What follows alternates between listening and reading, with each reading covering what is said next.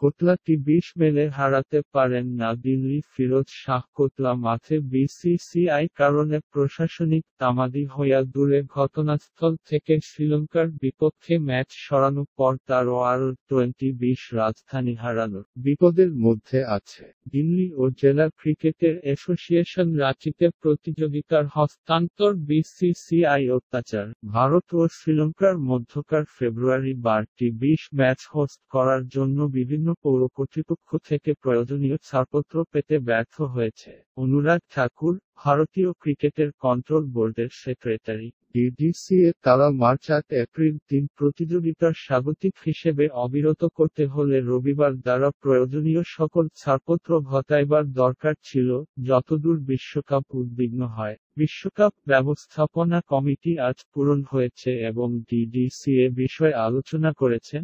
ঠাকুর বলেন, তারা প্রয়োজনীয় এনওসি রলা, জানুয়ারি ৩১/৫ ও ঘুরি একটি নির্দিষ্ট সময়সীমা দেওয়া হয়েছে যাতে তারা বিশ্বকাপ একটি হোস্ট হিসেবে চালিয়ে যেতে পারেন। যে সার্টিফিকেট আর এখানেই আপত্তি সাথে মিলে যায়, তারা ৩১ সন্ধ্যার এতেও অক্ষম হয়, তাহলে বিসিসিআই ৭টা অবশিষ্ট স্থানগুলোতে যারা মিল নামান হবে।